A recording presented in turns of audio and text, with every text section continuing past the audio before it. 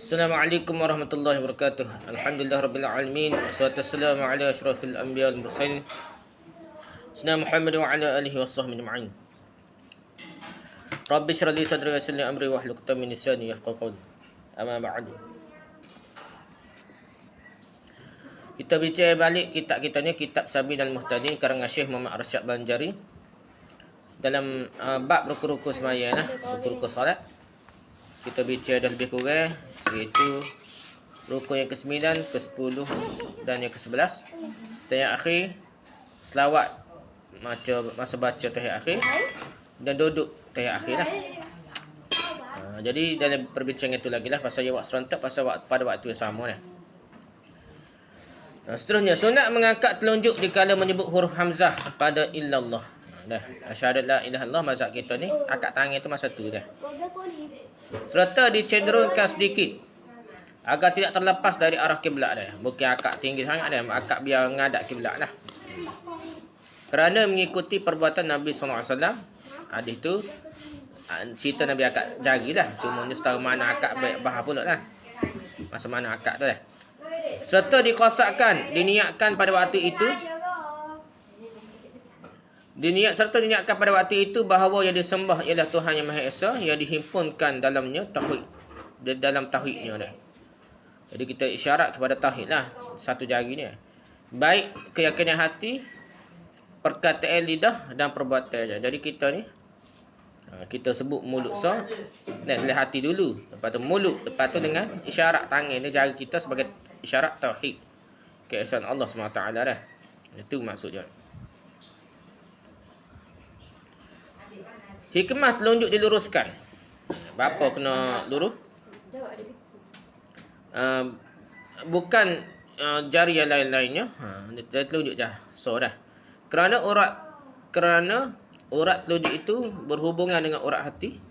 Dengan diangkat dapat menggerakkan hati. Ni pendapat lah. Ni tak ada dalil Nabi tak kata gitu dah. Cumanya ulama-ulama fikir-fikir tidak muktamad lah. Sekadar kajian dia, sekadar kefahaman dia lah. Jadi kalau jari ni kata kait dengan hati syarat dia. Dia kata begitulah. Wallahu a'lam lah. Dan makruh mengangkat telunjuk kiri sekalipun tidak mempunyai telunjuk kanan. Kalau orang tu cacat ke apa, tak ada tangan kanan kau dah. Jadi tangan kiri je ada, tak perlu angkat. Walaupun telunjuk tu ada tangan telunjuk tangan kiri dah.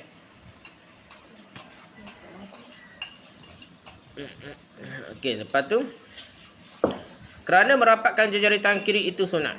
Jari tangan kiri ni rapat tak atas paha lah, kiri dah sunat. Dan mengangkatnya menghilangkan sunat untuk bahagian kiri dah. Untuk tangan bahagian kiri.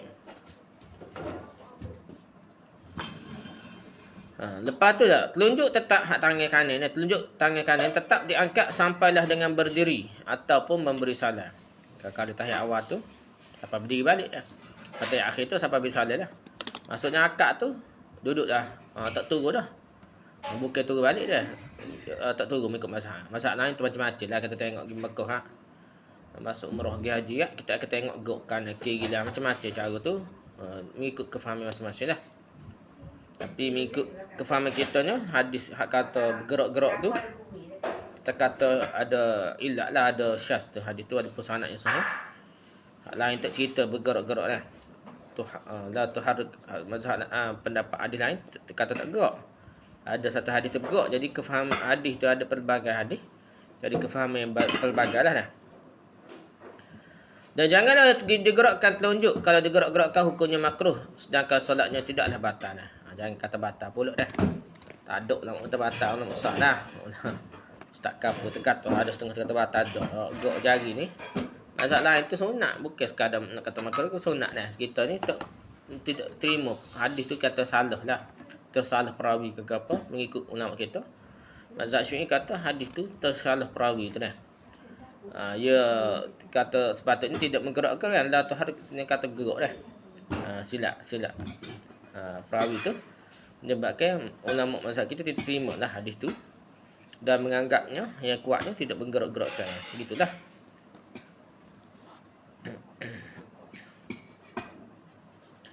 Yang terbaik, yang terafdal, digenggamkan ibu jari tangan pada samping telunjuknya seperti diletakkan di bawah telunjuknya atau di atas tepi tangannya. Kerana mengikut perbuatan Nabi sallallahu alaihi wasallam. Jadi ibu jari ni nak ni. Maksudnya kita tak itulah bawah nah, bawah dia dah. Dia bukan bermaksud nak tunjuk-tunjuk Sony ya. Ni sebagai nak rapat gini kan atau buat pegilah genggam ni dah. Dengan apa? Dia itulah genggam jari-jari lain lah maksudnya dah. Ataupun tak tepi ataupun genggam dah. Dengan apa jari-jari lain lah. Taklah ikutlah tak. Gini kau gini. Dia boleh tak tepi boleh.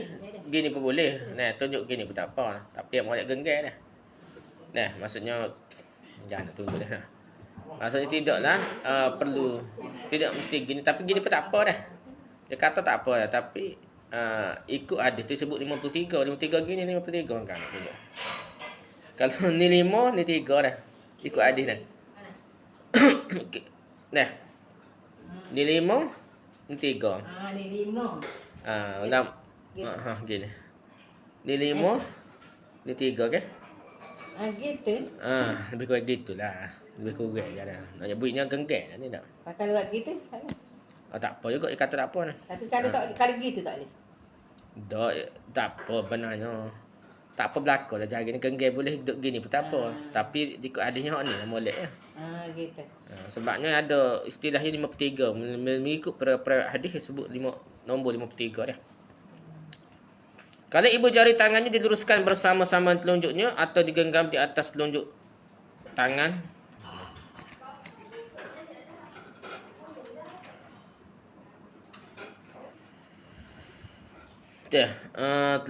Atau dipertemukan hujung telunjuk dengan hujung ibu jari. Tangan atau diletakkan hujung telunjuknya pada antara dua ruas ibu jari tangan tadi. Kita tengok hanya. Atau digenggam akan dia di atas telunjuknya. Atau dipertemukannya ujung telunjuknya dengan ujung ibu jari tangannya. Atau dihantarkan ujungnya telunjuknya pada antara dua ruas ibu tangannya. Hasillah baginya asal sunnah. Tapi yang terafdal itu barang yang telah tersebut di atas. Dia tak apa berlaku lah. Gegan dah.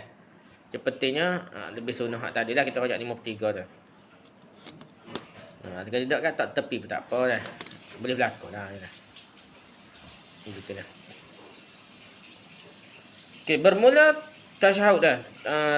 Tahiyat yang paling sempurna seperti yang terangkan dalam pelbagai hadis yang sahih yang telah dipilih oleh Imam Syafi'i dari hadis Ibnu Abbas yang katanya bahawa Rasulullah SAW mengajarkan kami tahiyat yang berbunyi. Jadi Nabi ni ajar tahiyat yang berbunyi At-tahiyyatu lillah wassalawatu wassalam alaika ayyuhan nabi wa rahmatullahi wa barakatuh. Assalamu alayna wa ala ibadillahi salihin. Asyhadu an la ilaha illallah wa anna Muhammadar Rasulullah wa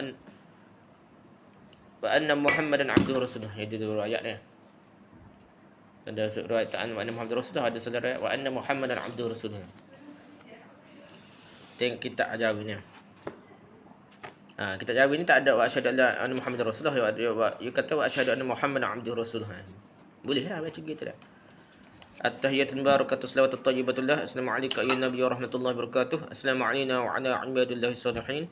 Asyhadu la ilaha illallah wa asyhadu anna Muhammadan abduhu rasuluh. Jadi artinya segala kehormatan at-tahiyyat lillah bagi Allah lah. Berkah dan ibadahnya hanya bagi Allah lah. At-tahiyyat dah, kehormatan lah. As-salawatu wassalam, salam untukmu wahai Nabi, alaika ayuhan Nabi, wa rahmatullahi wabarakatuh, dan rahmat Allah serta berkahnya lah. Assalamu alayna, kesejahteraanlah ke atas kami, moga-moga sejahtera ke atas kami, dan ke atas hamba-hambanya yang soleh, wa ala ibadillahi salihin. Aku naik saksi bahawa tidak ada Tuhan selain Allah, asyhadu la ilaha illallah. Dan aku naik saksi bahawa Muhammad adalah hamba-Nya dan Rasulnya, wa anna Muhammadan abduhu rasuluh. Hadis riwayat Muslim dari Ibnu Abbas. Ini hadis riwayat Muslim lah. Sebut wa anna Muhammadan abduhu rasuluh. Tahiyat ni ada banyak riwayat dah. Ini salah satu contoh riwayat dah. Sekurang-kurang tahiyat seperti yang diriwayatkan oleh Imam Syafi'i dan Tirmizi dan Ibn Mas'ud yang berbunyi ni. Kita bacanya. Ikut apa? Imam Syafi'i dan kitab dia dan juga Imam Tirmizi lah. Daripada Ibn Mas'ud. Tadi daripada Ibn Abbas ada dah. Tadi daripada Ibn Abbas dah. Ini daripada Ibn Mas'ud betul dah. Riwayat Tirmizi dah. At-tahiyatu lillahi wassalatu wassalam wassalawatu wassalam wassalam alayka ayyuhan nabi wa rahmatullah. Kita tengok tak jawin takut salah. At-tahiyatu lillah salamun alayka ayyuhan nabi wa rahmatullahi wa barakatuh. Salamun alayna wa ala ibadillahi salihin. Asyhadu an la ilaha illallah wa anna Muhammadar Rasulullah. Gitu pula riwayat kedua ni. Ini daripada Ibn Mas'ud lah. Riwayat Imam Syafi'i dan Tirmizi. Kitab Imam Syafi'i, kitab Al-Ummu tu macam kitab hadis juga dah. Kitab kita baca, kitab-kitab dia ni kadang-kadang banyak pendapat ulama daripada hadis. Kitab-kitab zaman dulu. Termasuklah kitab Al-Ummu Imam Syafi'i ke apa. Dia banyak riwayat. Daripada pendapat-pendapat cara dia dah.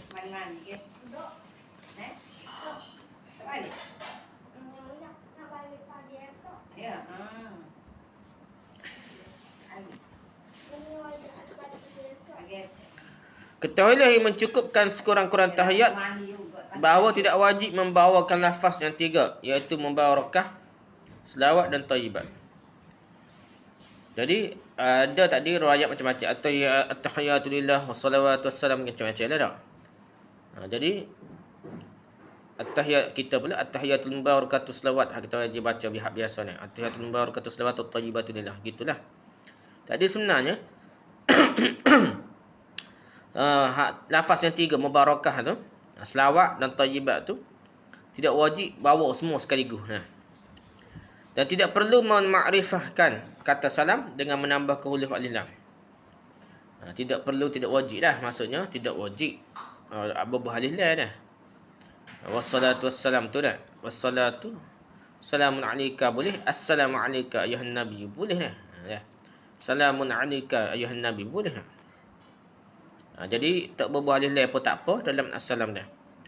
Alif lam makrifah tu tertentu tu tak berbuah tak apa dah. Hanya seperti itu terlebih baik saja. Jadi berbuah alif lam lebih baik dah. Lebih tepat dah maknanya, lebih assalam ni khusus dah panggil alif lam makrifah. Dan tidak boleh mengganti satu kata dalam tahiyat yang terpendek dengan kata-kata lain sekalipun sama artinya, seperti menggantikan kalimah ya ayuhan nabi dengan kalimah ya ayuhar rasul.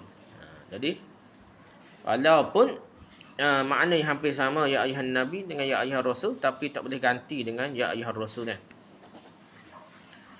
Menggantikan kata Rasulullah dengan Nabiullah. Asyhadu anna Muhammad Rasulullah. Jadi wa anna Muhammadan abduhu rasulun dengan ataupun itu kau ada Muhammadan abduhu wa nabiyuhu tak boleh. Ataupun wa anna Muhammadar Rasulullah yang ganti dengan wa anna Muhammadan nabiyullah. Tak boleh gitu kata, tak boleh ganti Nabiullah. Mengganti kata Muhammad dengan Ahmad tak boleh. Walaupun Ahmad ni nama Nabi juga tak boleh. Dan seterusnya tak boleh dah. Tidak wajib membaca lafaz asyhadu pada kalimah yang kedua, tetapi dibawa dengan huruf waw ataf. Wa anna Muhammad Rasulullah itu wajib. Kita mengucap asyhadu la ilaha illallah wa asyhadu anna Muhammad Rasulullah, itu biasalah dah. Dalam sembahyang ni tahiyat ni tidak mesti kita sebut wa asyhadu anna Muhammad Rasulullah. Kalau kita sambung dengan wa anna Muhammad Rasulullah tu boleh juga dah. Tapi wajiblah kena sabut wa anna baru kira bersambung lah. Huruf dia panggil waw tu, huruf ataf yang mesti ada lah, baru jadi hampir sama. Walaupun tak berbuah asyhadu tapi ada wa tu, seolah-olah maksudnya wa asyhadu dah. Hazaf asyhadu tapi maksudnya ada asyhadu lah. Seolah-olah yang ada wa asyhadu anna Muhammad Rasul, seolah ada asyhadu walaupun tak baca asyhadu, berbuah wa anna Muhammad Rasulullah tu pun boleh. Dan tu wajib kena berbuah lah. Anna tu wa anna tu. Kata berbuah anna tak boleh lah. Tak apa. Wa anna tak apa. Wa anna Muhammad Rasulullah saja tak apa. Wa asyhadu anna Muhammad Rasulullah tak apalah. Tapi hak moleknya berbuah asyhadu lah. Tapi dari riwayat tadi ada juga tak sebut dah. Wa anna Muhammadan abduhu rasulullah dah. Tak ada asyhadu dah. Kerana ada huruf ataf lah dah. Huruf ataf tu waw dah. Kena ada lah. Wajib kena ada. Wa anna dah.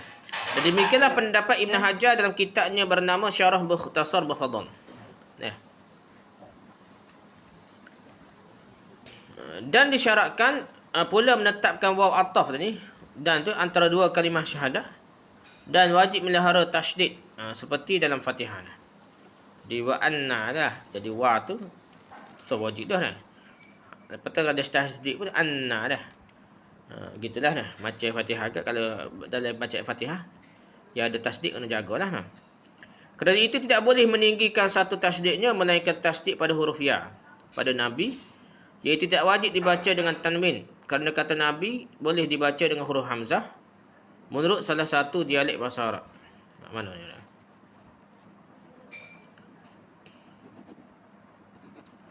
Lepas tu katanya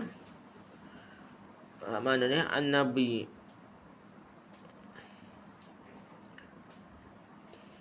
wa asyhadu anna Muhammadan abdur rasulullah. Mana? Ada alaika. Assalamualaikum ayuhan nabi ni. Ayuhan nabi dah. Waktu dia cerita ni nak. Jadi assalamualaikum berbuh ya tak apa dah. Tak berbuh ya tak apa dah. Dah. Assalamualaikum ya ayuhan nabi ke assalamualaikum ayuhan nabi pun boleh berlaku dah. Nah. Gitulah nak yang boleh nah. Berbuh ya ataupun tidak berbuh ya tak apa dah. Kerana itu tidak boleh meninggalkan kedua-duanya kerana apabila dihilangkannya sama artinya menghilangkan satu huruf dari huruf tahiyat. Tapi kalau kita buat tu assalamualaikum ya apa dah tak ada, ayyuha pun tak ada, tak boleh lah. Kena ada salah satu ataupun dua orang. Assalamualaikum ayyuhan nabi ke assalamualaikum ayyuhan nabi dah. Tetapi berbeza dengan menghilangkan tanwin pada kata assalam. Maka hanya semata-mata untuk perindahkan nama saja dah. Mana assalamu tu salamun alina lah. Jadi tak berubah tanwin pun tak. Salam alina pun boleh, salamun alina boleh, gitulah nak. Dia tidaklah ubah makna dah. Kalau tak berubah alif lah. Kalau alif assalamu dah. Dia ada alif dia tak boleh berubah tanwin dah. Salamun alina boleh ataupun assalamu alina boleh ataupun salam alina. Mati gitu pun tak ada masalah. Tidak ubah makna dah. Dapat difahami dari perkataan wajib memelihara tasydid bahawa kalau diizharkan dinyatakan huruf nun yang diidghamkan pada huruf lam maka kalimahnya la ilaha illallah maka membatalkan kerana menyebabkan hilang satu tasydid seperti mengizharkan huruf lam pada kata rahman. Jadi asal dia asyhadu alla ilaha illallah. Kalau dia buat tak masuklah kepada tak ada tasydid tu jadi an asyhadu an la ilaha illallah itu tak. Dia jadi izhar pula. Jadi izhar ki dah. Tak kena dah, tak boleh gitu dia kata dah. Wajib pelihara tasydid tu huruf sabdu tu. Asyhadu alla masuk an yasa jadi masuk tu jadi alla dah. Asyhadu alla ilaha illallah. Okey asyhadu an la ilaha illallah tak segi gitu dah. Dia kata perbuatan ni kerana menyebabkan hilang satu tasydid. Hilang tasydid je. Jadi macam Ar-Rahman lah. Sepatutnya Ar-Rahman. Kalau Al-Rahman hilang ra tu dah. Dia ada tasydid sikit Ar-Rahman. Gitulah lebih kurang dah.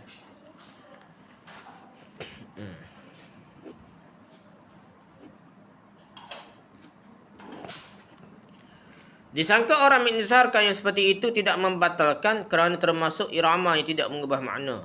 Setengah orang kata tak apa an la ilaha illallah. Maka sangkaan ini yang seperti ini tertolak kerana yang tidak membatalkan itu sekira-kira tidak menyebabkan mengizharkannya hilang. La ilaha illallah tu hak tidak hilang, hak asal huruf lam asal tu tak apalah. Jadi tasydid tu hilang masalah sini. Satu huruf dari tasydid menempati satu huruf seperti apa yang dikatakan oleh para fuqaha dah. Tasydid ni sebenarnya maksudnya dua huruf dah. Dia gambar kedua huruf ibu bertasydid dah. Ar-Rahman kau ada la ilaha illallah tu seolah-olahnya ada lam seperti lagi dah. Jadi huruf tasydid kena jagalah yang kata dah.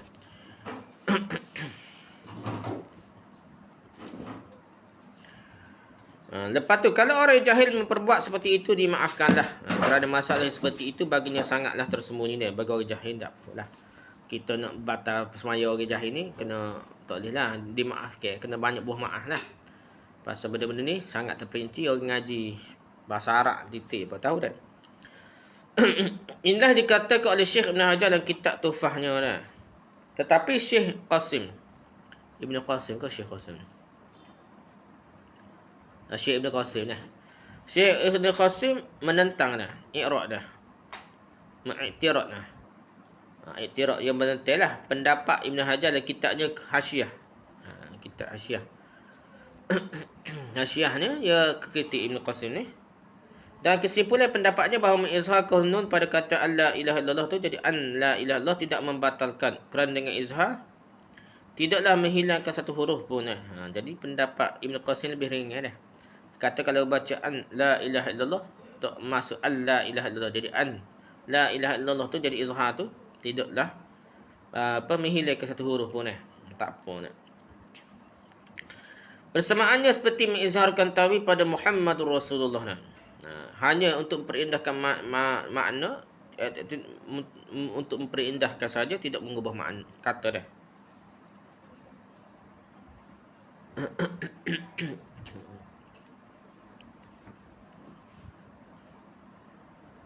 Dah.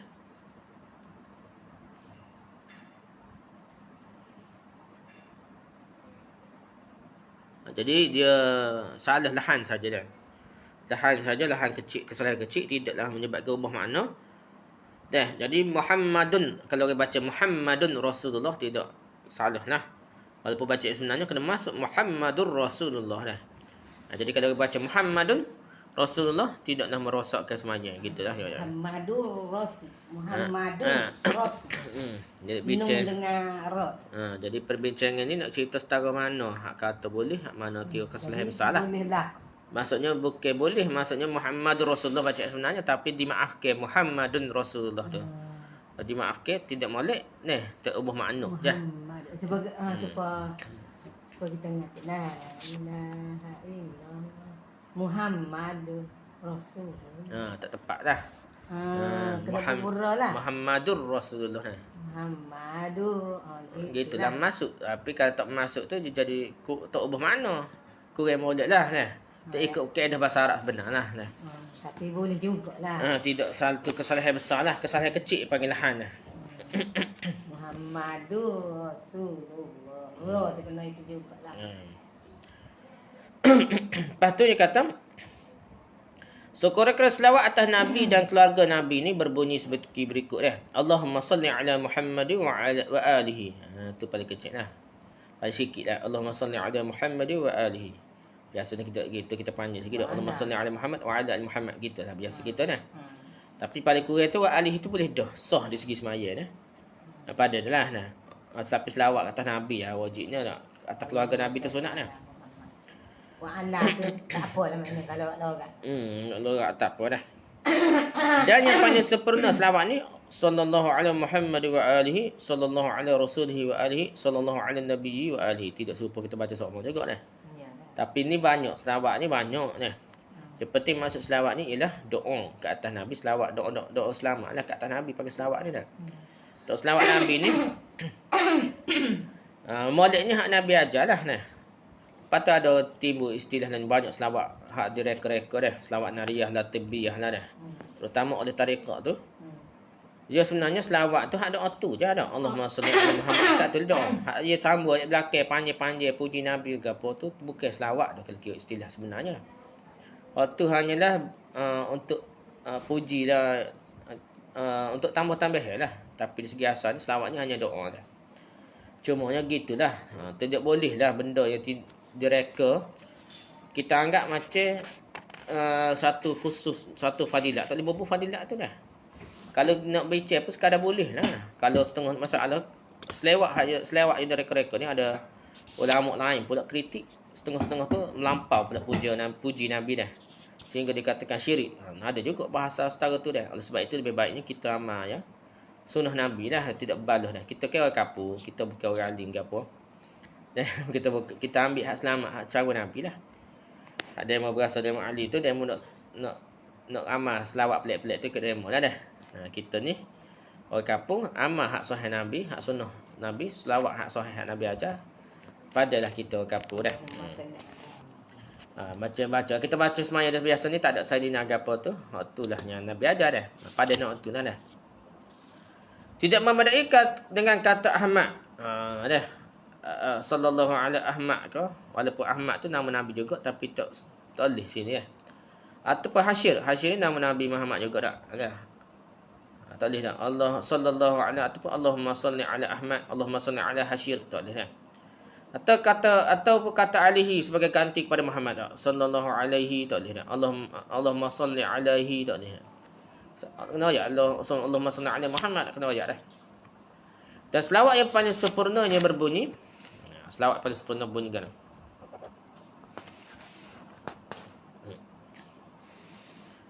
Jadi selawat ni dia kata sini masyhur, iaitu yang datang dengan dia berapa hadis yang sahih yang telah memilih Imam Syafi'i daripadanya. Jadi Imam Syafi'i pilih akan hadis Ibn Abbas dah. Okey.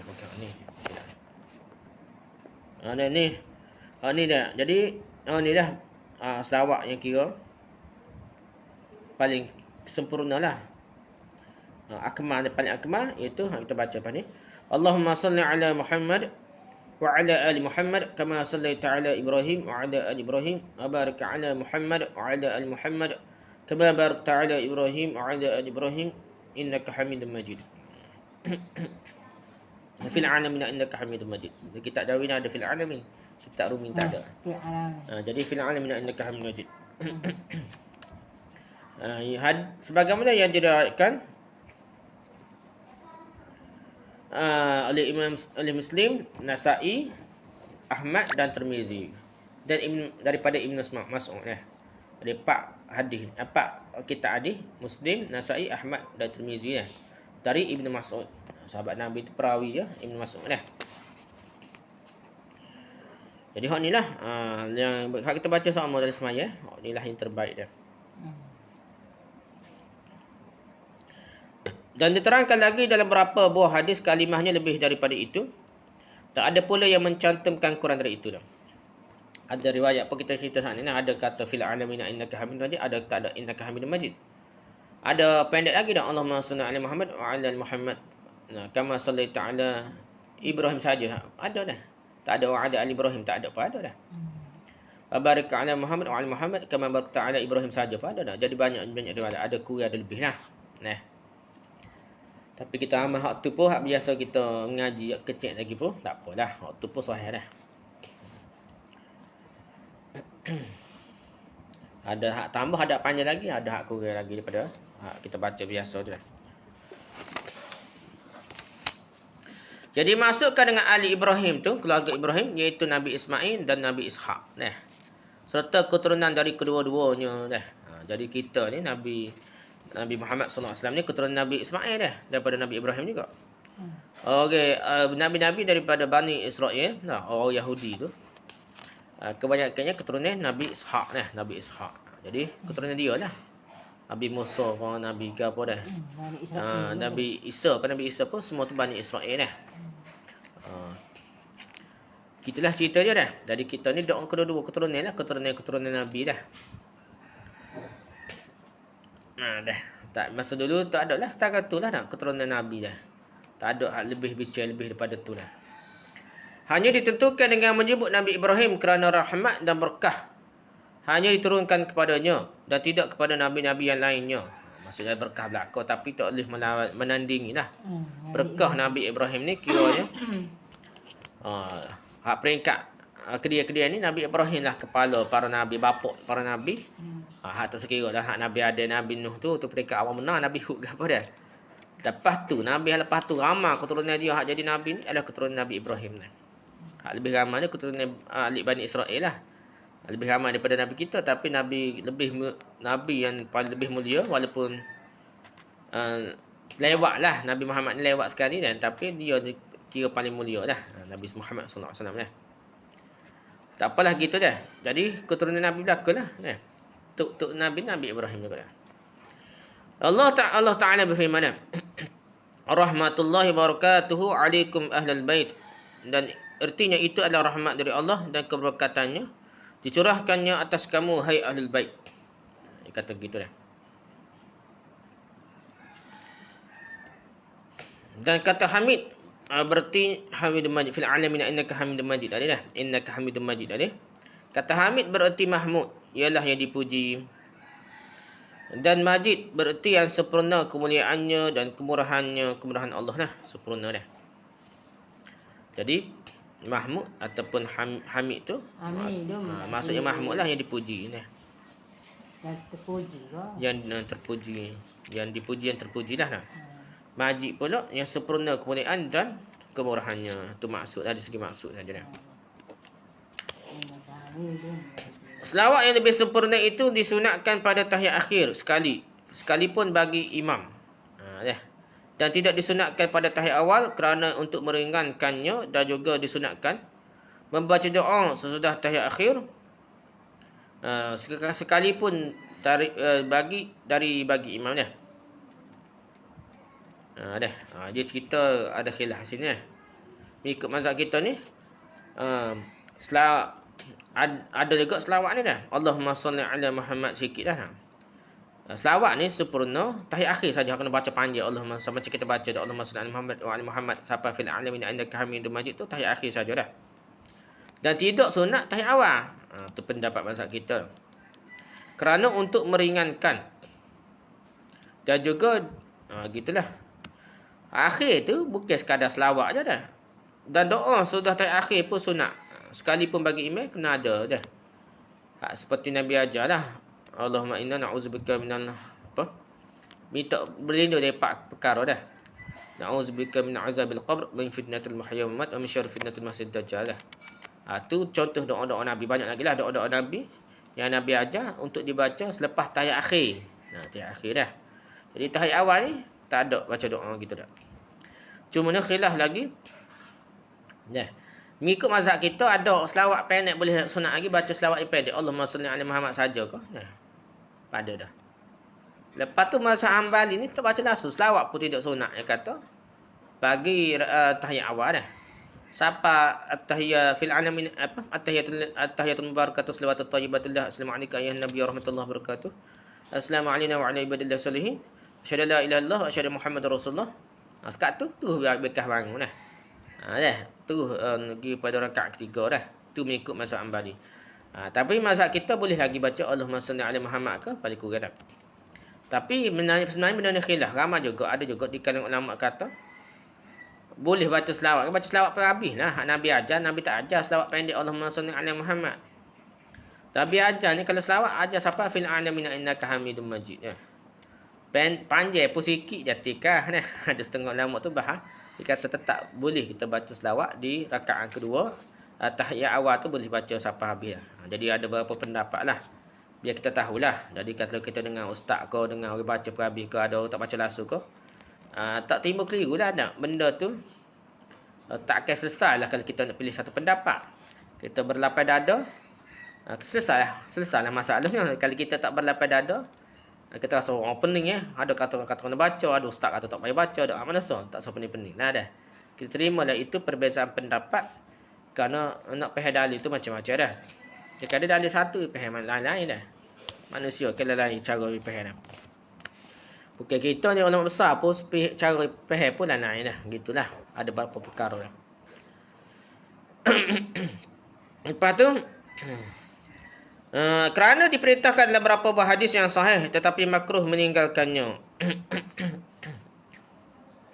Tadi ada cerita ada sahih tu. Doa, pasca doa pun ada.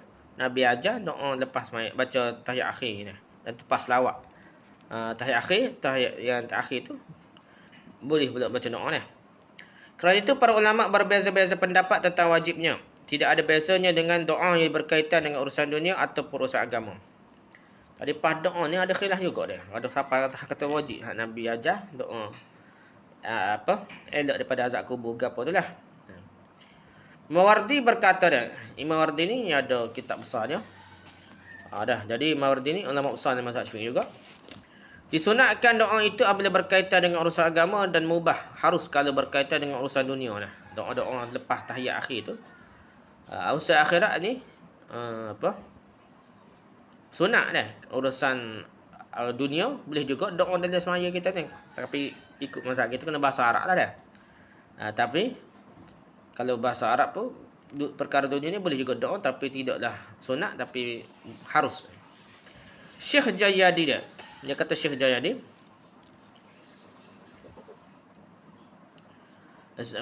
Zayadi dia. Syekh Zayadi berkata sekalipun umpamanya dikatakan dalam doanya Allahumma rzuqni jariyatan hasana. Artinya ya Allah berikanlah kepadaku seorang perempuan yang cantik dah. Jariyatan hasanah dah. Jariyah ya. Jadi dia doa tu dunia lah benda gitu dah. Boleh dia kata. Bolehlah doa perkara dunia lah dah. Minta otin comel ke apa dah. Dalam semaya tahiyat akhir dan lepas tahiyat akhir dah. Dia bagi contoh dah. Minta perkara dunia pun boleh. Jadi kalau kita niat minta benda molek boleh dah. Boleh berlaku dah. Berlaku dah. Syekh Ibn Hajar berkata adapun doa yang diharamkan dapat membatalkan solat. Ada juga doa haram tu benda karut tadi dah. Minta nak berzina ke apa tak boleh ada. Di dalam tahiyat awal tidak disunatkan berdoa kerana untuk memendekkannya.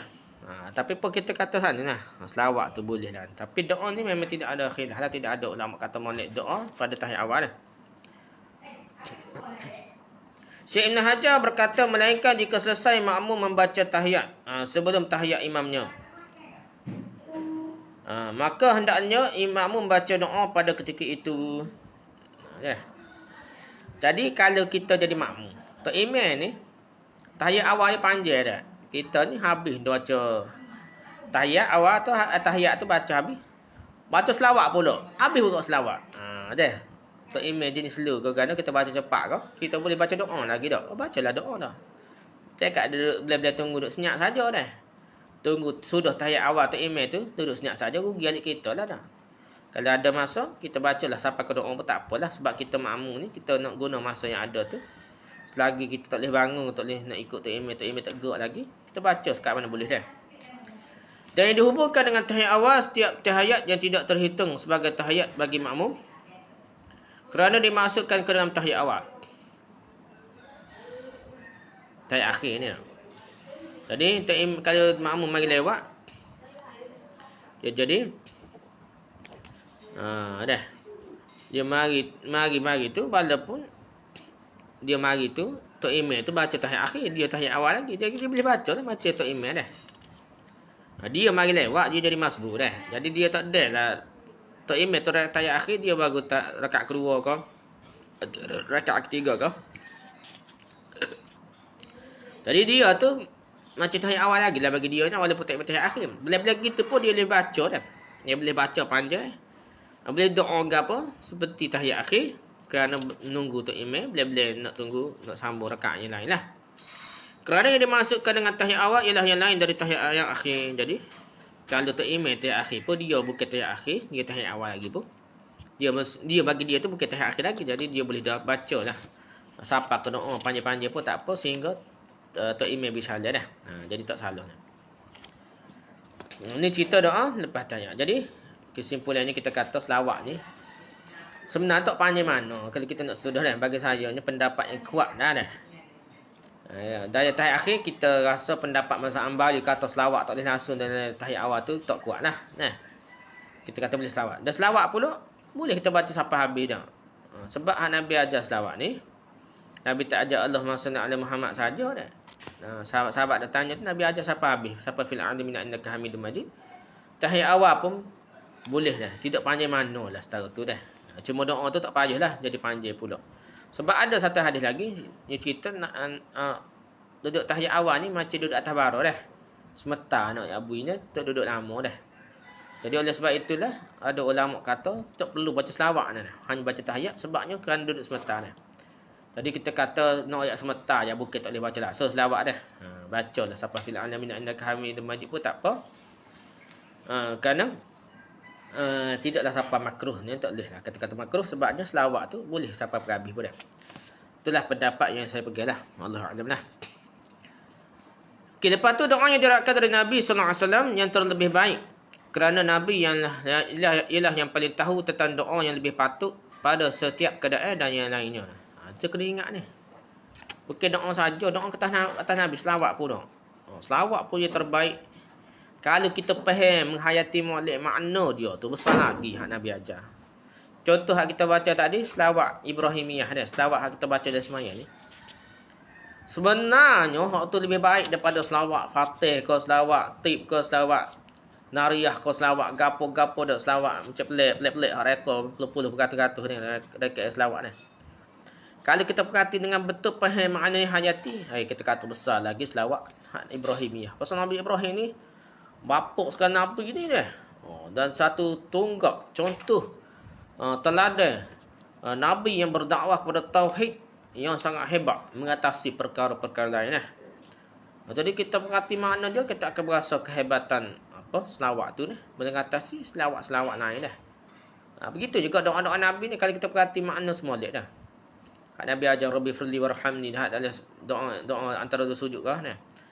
Kalau kita perhati molek Allah, doa hak Nabi ajar ni sebenarnya sangat-sangat padat, sangat-sangat penuh maknanya, sangat-sangat menyentuh jiwa, sangat-sangat mencengkam rasa dah, ataupun kita akan berasa lebih khusyuk lah kalau kita perhati apa hak Nabi ajar pada dah dah. Dalam Quran, dalam hadis tu hak Nabi kata Rabbana la tuzigh qulubana ko, Rabbana atina ko, semua hak doa-doa tu kita kalau perhati molek dengan faham makna, dengan menghayati, kita berasa pada dah. Tak usah doa-doa tok wali tok guru. Walaupun you bi ijazah, walaupun hak lain pakat tak sebut qabil tu pun dah. Saya terima ijazah. Ijazah setahu mana pun tak serupa dah. Bukan ijazah hak itu hak pentingnya. Hak pentingnya hak sahih daripada Nabi SAW. Ya ada sanad dalam kitab-kitab hadis. Ni macam-macam ajar budak sekolah lah nak. Sekolah tapi ke apa ajar serba. Pakai serba ni cara pakai serba. Hadis ni tak cerita. Nah, tak ada riwayat hadis pasal Nabi pakai serba macam tu dah. Beri ijazah sanad ni cara pakai serba dah. Jadi benda tu tidak sahih, tak sabit cara pakai serba daripada Nabi gitu dah. Lepas tu istihad dia tu, istihad tak apa, tapi dia bubuh nama ijazah. Seolah pergi kemah keming, lebih serupa lebih daripada hadis Nabi tak boleh lah. Hadis Nabi dia pertikah, hak sahih pun tak berapa percaya, tapi hak ijazah-ijazah ni, cara selawat tertentu, cara pakai serba tertentu yang tidak sabit dengan hadis pun, dia pergi kemah keming melebihi hadis Nabi. Tak sah dah gitu dah.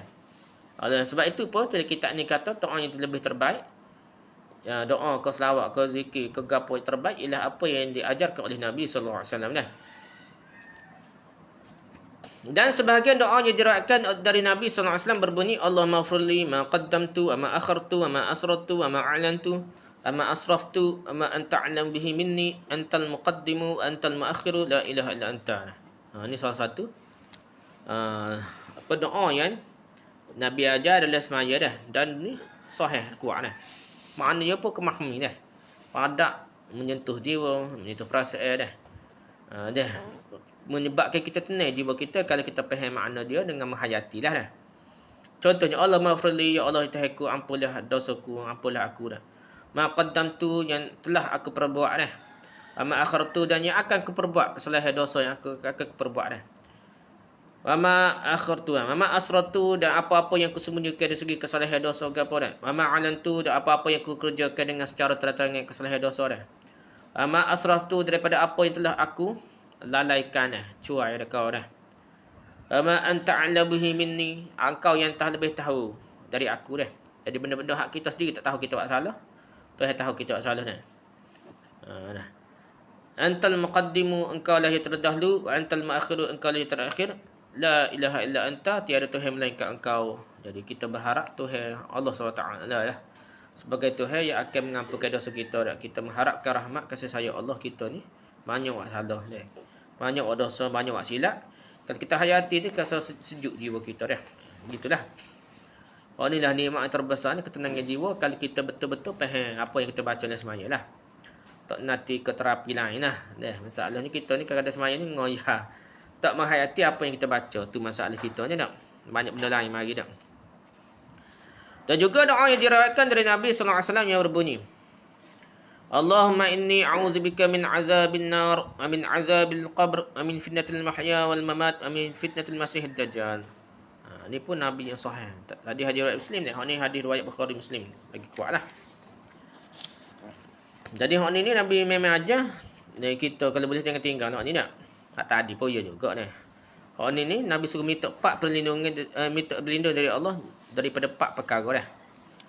Jadi bacaan dia Allahumma inni, ya Allah aku berlindung. Allahumma inni a'udzubika min azabil nar. Ya Allah aku berlindung kepadamu daripada azab api neraka dah. Amin azabil qabr, dan daripada siksa kubur, azab siksa kubur dah. Amin fitnatul mahya wal mamat, dan daripada fitnah sewaktu hidup dan fitnah sewaktu mati dah. Fitnah ujian ke apa dah, nak mati ke nak hidup ke, semua ada ujian dah. Wa min fitnatil masih dajjal, dan daripada fitnah dajjal yang bermaharaja dah. Ni pun kita minta doa ni. Hadis Abu Bukhari dan Muslim dari Abu Hurairah. Jadi kita nak bacalah tambah-tambah kita akhir zaman ni. Tak tahu bila dajjal mari, salah satu persediaan ni baca doa-doa gini lah. Sebagai ulama mewajibkan doa ini kerana doa ini lebih afdal dari doa-doa yang lainnya. Ada setengah ulama mewajib ni doa ni. 4 perkara kita minta doa ni. Sebab ni sahih, kuat pula. Kuat ni. Riwayat Bukhari Muslim ni. Jadi kita kena sungguhlah dah baca doa gini. Ni lama dah kita ni dah. Panjang lagi. Doa pun banyak yang ajar dah. Padalah sekat tu dulu pasal doa-doa dalam baca tahiyat akhir ni. Wallahu a'lam, subhanakallahumma hamdika subhanakallahumma hamdika subhanaka asyhadu an la ilaha illa anta astaghfiruka wa atubu ilaik. Assalamualaikum warahmatullahi wabarakatuh.